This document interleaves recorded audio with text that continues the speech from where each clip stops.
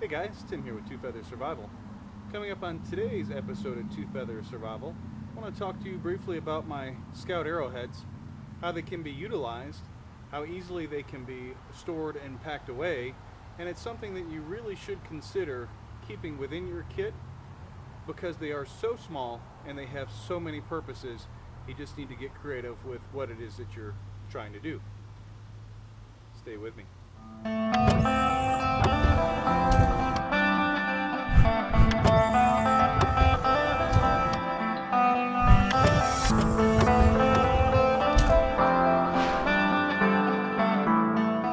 Alright guys, well the Scout arrowheads are something that is so small you could almost keep them in a neck knife configuration, keep them on your person at all times, put them in a small belt pouch, something like that.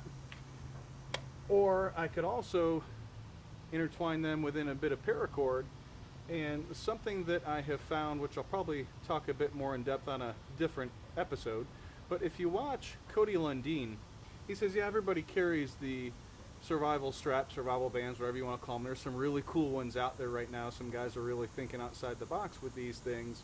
But he has, instead of having it for his wrist, has it around his leg. And he says basically on the wrist you're looking 15 to maybe 20 feet of paracord depending on the braid. If you have this on your ankle, you're almost twice the diameter, so about twice the availability of cordage. So he usually carries one on his ankle, and he's one of the barefoot guys anyways, so this is perfect for his style of bushcraft and survival. He's got about 50 to 60 feet of paracord on his ankle, so just a quick side note there, but it's something to definitely consider, and I'll just let you do with that as you choose. Scout arrowheads, not the first guy to make these. There's been other folks that have made arrowheads like these.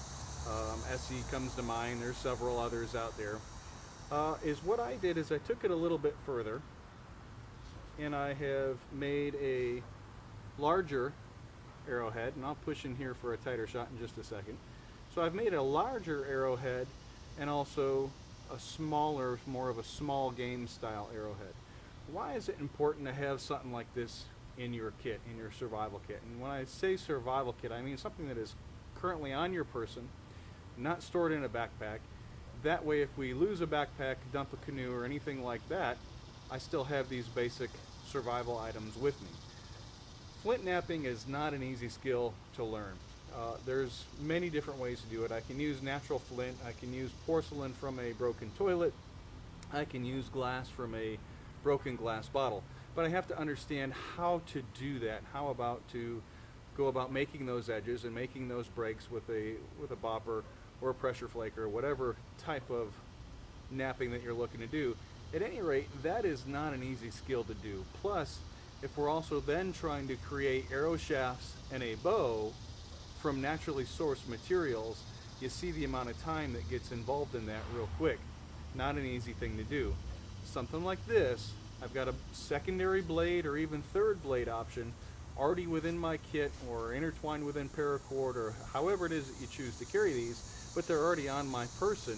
That way I have them when they're ready to go. The other thing that I can do with these, since there's multiple size blades, everybody has probably seen the Otzi the Iceman dagger, and basically what he has is a small piece of flint off the front that's just intertwined back in, and if I've done my pre-staging well, I've got a bit of paracord with me, or natural twine, or tarred bank line, I can then turn this into a knife. Even if I've lost my primary blade, this will still get the job done for many cases. So they truly are a multi-tool that I can use in many different fashions. I'm going to move the camera a bit closer now, and I'll show you a little bit about what it is that I'm talking about with these, give you a better view of the product themselves.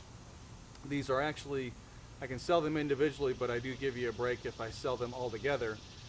They're $30 plus shipping to wherever you are, and it doesn't take much to ship these. That's just the blades by themselves. If you want a Kydex sheath for those, well then that will depend on what style and what color sheath that you're looking for, or if you're wanting to add in a leather sheath, probably on the order of 10 to 15 bucks depending on which type that you're looking for. So still very cost effective, and they're a great tool to have within your kit. Alright guys, well here's kind of a layout of the mainly two types, but 3 Scout arrowheads that will come in a 3-pack. You're going to get 2 of the smaller points, and then 1 of the larger points. And then also I can sell these individually or custom tailor a kit for whatever your specific needs are. These are high carbon steel. I can also make these out of stainless steel if you're going to be in a water type environment or a high salinity environment if you're around salt water. There's also a third one that I'm getting ready to manufacture, and that's actually for what also is here, which is a atlatl dart. I'll talk about that here in a second when we actually attach one of these.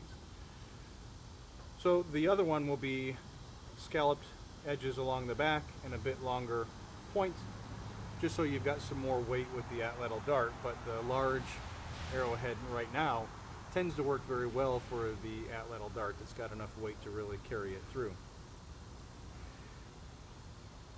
Being the fact that they're 1095 high carbon steel, I can also utilize these as fire strikers. I can utilize these as a impromptu secondary blade option, or if this is all I have in my kit as a cutting implement, I can actually fashion a knife out of these, and it will be very reminiscent of the Otzi the Iceman knife. So if you've seen some other posts about that, it's not far off from the length and the size of the larger arrowhead here. So I'll show you how to do that as well, but basically is what you're going to do is take a stick of some sort, split down enough for the tang of that to go into the wood, and then lash the blade on with the lash points that are already included on the arrowhead. I need to have something like that, but now I've actually got a knife that I can carve with. It's a bit more to hold on to, so I can control this a little bit better for me. Some of the other things that Otzi used a small blade like this for is he actually had a point similar to the smaller style arrowhead, and he utilized that as a drill to drill through different things. So if I actually attach this to a piece of small wood, I can utilize that in the creation of fireboards or anything else that I'm looking to simply drill through. I can utilize these just like a drill bit, and in fact, if I were to fashion a bow drill and then put the spindle within that, I can utilize that with a bearing block just like a drill bit would work, and utilize that to make whatever creation that I'm looking to craft in the woods. And there's countless of things that I can utilize that for. So as you see here on my bit of wood, doesn't take long and to get down through there. These are all heat tempered, and now all of a sudden I've got a bit of a hole created. So I can utilize these in a lot of different ways. I'll show you a few here as we get going. So that's the 3 Scout arrowheads. There is another one coming that will be a bit longer than this, and I'll try to get that created and get that out to you all very, very soon. And that's mainly going to be for these things, which is what this is a homemade atlatl dart. So they're not hard to create. You could do this in the wild as long as I have a basic understanding of how it is these things work. So is what I'm going to do, however, is at the point end here, you see that I don't have anything on there yet, I'm going to go ahead and figure out how far, utilize the larger version, how far I would need to cut back with this wood, and I'm going to use a small saw out of a multi-tool, so I can fashion that point into about that area. Alright guys, well here's our cut that I'm looking to make in the front of our atlatl. I'm just going to keep working that saw blade through. Take your time with this, guys. There's no reason to rush this. You'd rather keep it straight and square versus trying to just rush your way through to get this created. If I've gone through all of the headache of creating an arrow, especially naturally sourced arrow, then I've spent a lot of time into the collection of those materials. Probably already spent a bunch of time in the creation of the shaft itself, and then I've got to source feathers. Well, all of that takes time. So there's no reason to rush this process right now. So every now and again, stop. Check your depth, see if we're about where we need to be, and we're getting there. I've got this actually through to the other side as well. I'm going to just go ahead and continue this process. Alright guys, well as you see, I've kind of cut that back. I like to kind of quote Ron Hood a lot, and you got the good enough, best enough, close enough. Well, in this case, this is close enough. I've got the top of the shaft just about even with where it kind of breaks off here, so I've got a hafting point.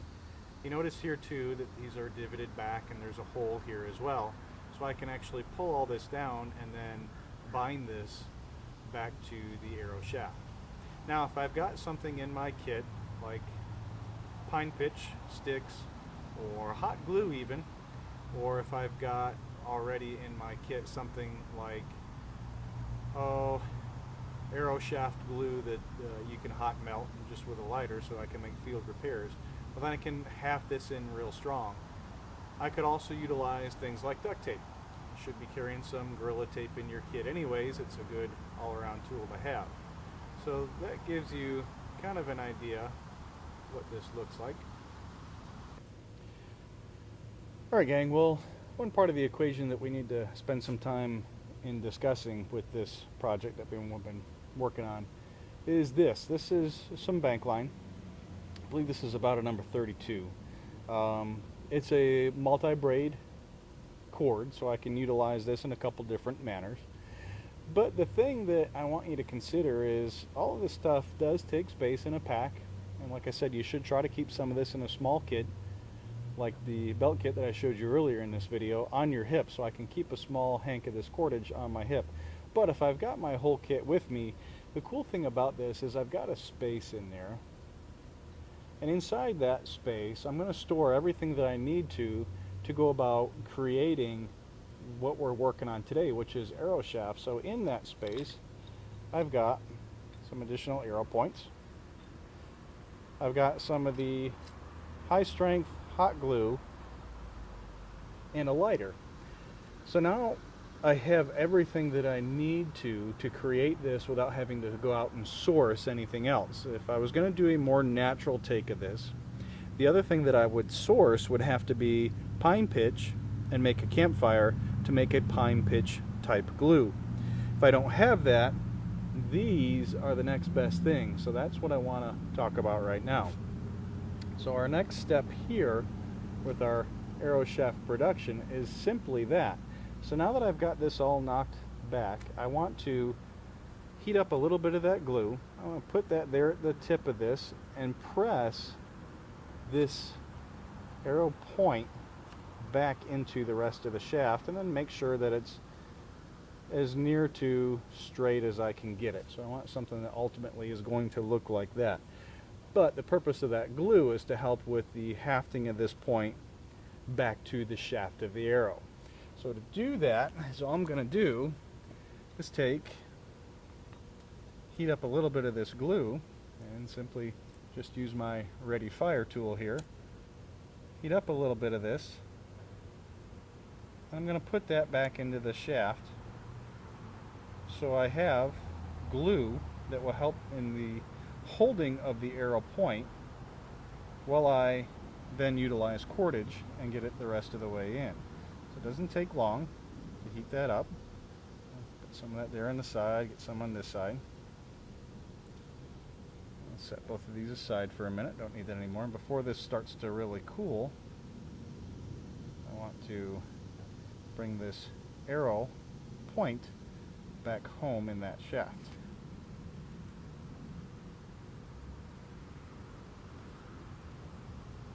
Alright guys, so now that the glue has been applied, I've got that set down in there about as far as I can get it.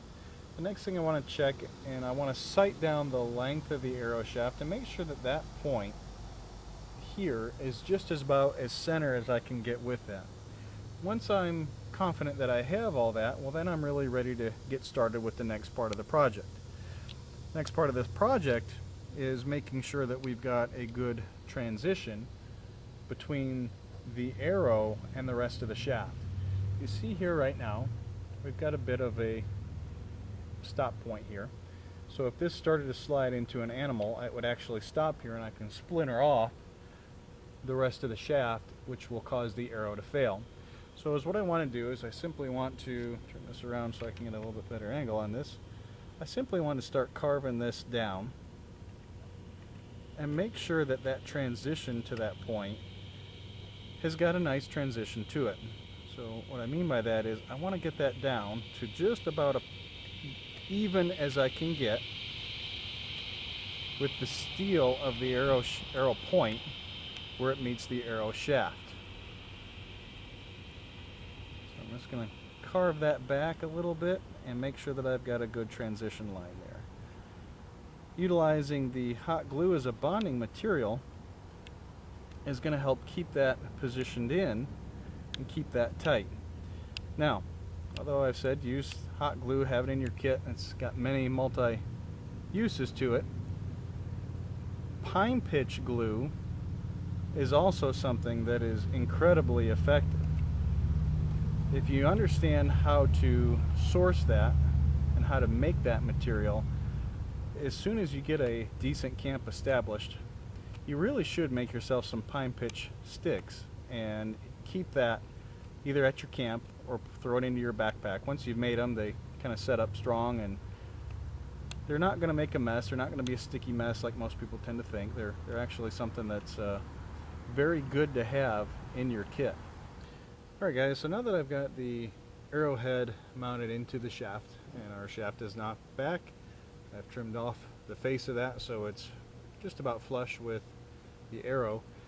I've secured that in with a bit of glue, and glue really doesn't matter what you utilize. You could use natural glue or some glue that you brought with you in your pack. But now I'm to the point where I want to start wrapping this through. So that's what I'm going to get set up for. I could either use bank line, or another type of cordage that I keep in the pack with me is this, which is just some smaller twine, and it's a bit more of a natural material. So I'm going to utilize that. It's a little bit thinner than the 32 bank line. 32 bank line could work, but I think this is going to work a little bit better for this project that we're working on. Alright guys, so what you see here is I've got the loop towards the top here. I've got a pulling string down here at the base, and I've got my working end. So what I want to do is start working my way up to the top and making an X. So I'm going to loop a couple times around now that I've made my X. And passing back down through, loop a couple times around, come back up, loop a couple times around, back across the top, and loop it a couple times around. Now that I've got that, what I can do, get my stick out of there that was just simply there to hold my working end through, and come up through the back of the arrowhead shaft here, arrowhead, and through this open loop. Alright guys, this is kind of what you're ultimately going to wind up with. I have that last bit of string up through the tie-out point here, through the loop, which comes down to the base of the string here. So all I want to do now is pull this tight, and it's going to pull this whole system tight. You'll see it all tighten down here as I continue to pull that, and that locks everything down into place. Now, if you get a hard time that you just can't pull this, just simply grab a twig or a stick, a decent size, wrap it around a couple times, kind of lock it all in place, and then simply pull this. And what you'll find is that all then locks down on the inside there. So doesn't have to be the nicest wrapping, but it'll get the job done. Like I said, good enough, close enough, best enough. We're close enough here. So then all I have to do is cut all these back off. Alright guys, well here's another hasty creation that you could do with the arrow points. I could turn this into kind of an Otzi inspired knife. and this is just using the small point, hafting it in basically exactly the same way that I did with the arrow shaft. And now you've got a impromptu cutting edge that I can then utilize to make cuts with, or skin animals, or whatever small camp chore that is I'm looking to do. Now, you're probably not going to go out and build a big shelter with something like this, but this will at least get you started with the small tasks that you're going to need to immediately do, which would be things like creation of fire kits, or for skinning of small game that you've downed. And that's all just with the small tip here. So my Oatsy inspired creation for the day. If you haven't ever taken the time to look at some of the primitive skills that are out there, and some of the things that Oatsy the Iceman had with him, you should really consider checking out some of those things. It's amazing what that was actually found in and around his body, and what was found on his body in the amazing condition that it was. Definitely take time and check that out. All right, guys, well, the final use of one of the arrow tips could be for the simple use of drilling some type of an item. So as long as I have a fairly straight piece of wood, or a dowel, or arrow shaft, or whatever, I can utilize that just like I would with fire creation, and just simply work my hands back and forth, and that causes, with some slight downward pressure, to start drilling in to that piece of wood. Now, why would this be important? Well, I could utilize that for hearthboard creation, for fire, or for numerous other tasks as I need to create things in the wilderness settings. So I hope you guys have enjoyed the quick video today on the Scout arrowheads and Scout arrow points. I hope that you can kind of see what you could do with those type of items, and where they could go for you to create other things that you might need. That's all the time I have today, folks. Hope you've enjoyed this, and until next time, keep your knives sharp and your grow bags closed.